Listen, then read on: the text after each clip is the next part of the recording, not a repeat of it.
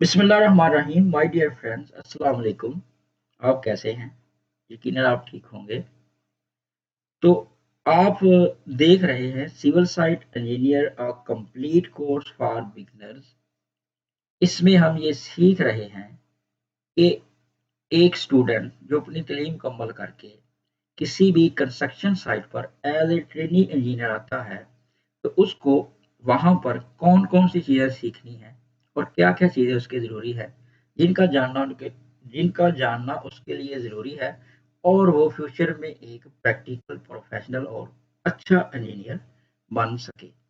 तो civil site engineer ये जो कोर्स है, ये सिविल साइट इंजीनियर जो ऑलरेडी साइट्स पर काम कर कर रहे हैं, ये उनके लिए भी फ़ायदेमंद है और मुफ़ीद है। तो आज की इस वीडियो में हम ये सीखेंगे कि what is reinforcement steel in structural construction.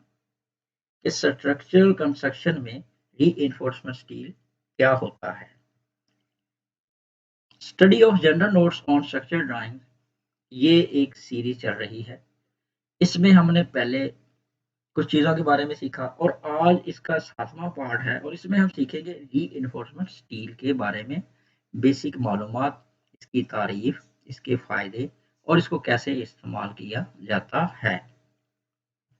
सबसे पहले देखते हैं व्हाट इज़ रीइंफोर्समेंट स्टील।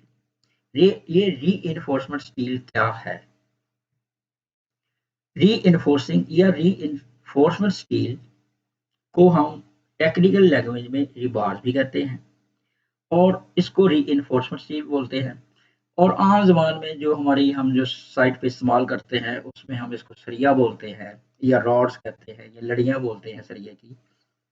तो ज जब कंक्रीट पोर होती है, तो कंक्रीट की अपनी एक कंप्रेसिव स्ट्रेंथ होती है और कंप्रेसिव स्ट्रेंथ पर जब लोड पड़ता है कंक्रीट पर या किसी कंक्रीट एलिमेंट पर, जैसे बीम है या कॉलम है, तो उसको टेंसाइल स्ट्रेंथ की ज़रूरत होती है।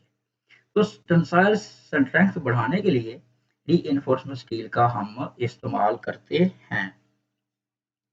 रीइंफोर्समेंट स्टील को आमतौर पर माइल्ड स्टील भी कहा जाता है और इसको बनाते हुए इसमें थोड़ी सी कार्बन की मिकदार डाली जाती है ताकि इसकी जो सरिये की अपनी टेंसाइल स्ट्रेंथ है वो बढ़ जाए और थोड़ा सा ये हार्ड भी हो जाता है। इसके अलावा मार्केट में हमें मुख्तलिफ साइज़ में सरिया मिलता है, ये स्टील मिलता है और इसके मुख्तलिफ ग्रेड्स भी होते हैं। अगर आप किसी सरिये के पीस को काटें और उसका क्रॉस सेक्शन देखें, तो जो उसका डायामीटर जब आप मेजर करते हैं या जो उसका डायामीटर है, वो एक्चुअली स्टील का साइज़ कहलाता है। जैसे आप मार्केट में कहते हैं हमें 3 सूत्र का, 4 का, 5 का, 6 सूत्र, 8 सूत्र का स्टील दे दो, तो वो एक्चुअली उसका डायामीटर ही होता है और इसको एमएम में भी लिया जाता है।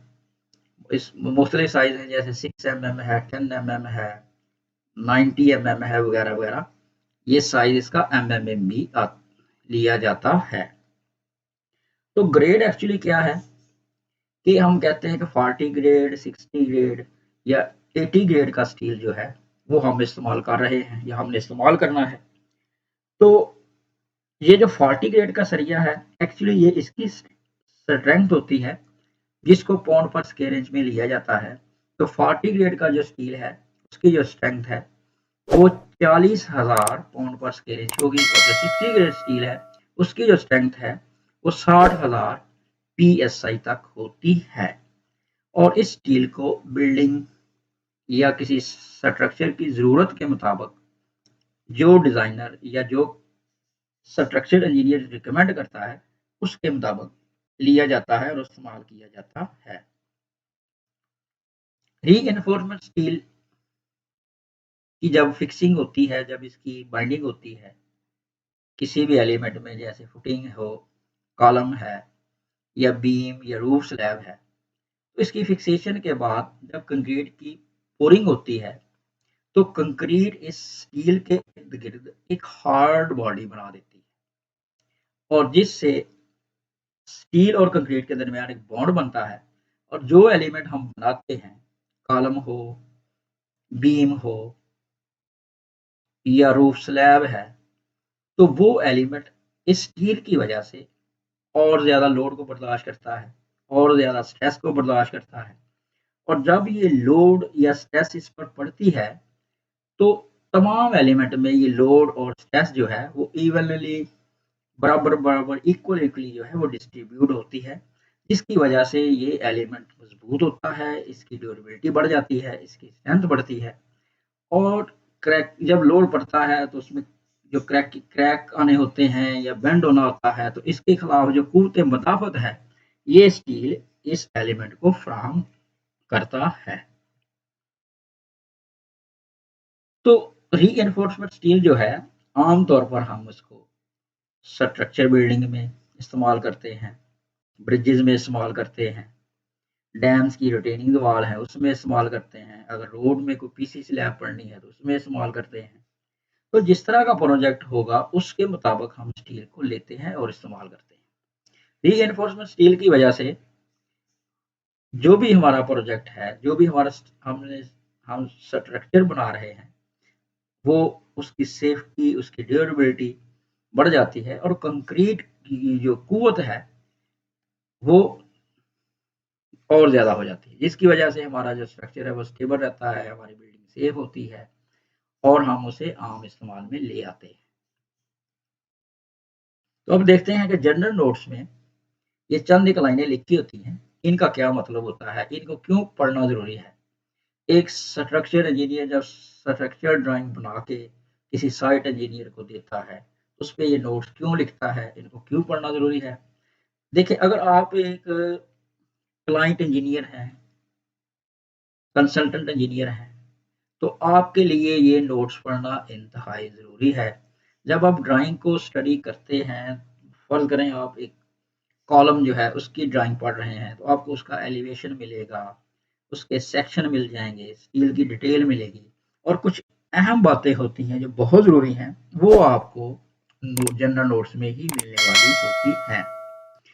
फॉर मसलन आपने कंक्रीट कवर कितना देना है, आपने लैब कितना देना है और किस जगह पे देना है। इसके बाद जो आपका स्टील है वो किस फॉर्म में होना चाहिए, उसका ग्रेड क्या है और उसको किस मेथड से उसको टेस्ट करवाना है या टेस्ट करना है। तो ये चीज़ें जो है वो ये जनरल नोट्स में लिखी होती हैं।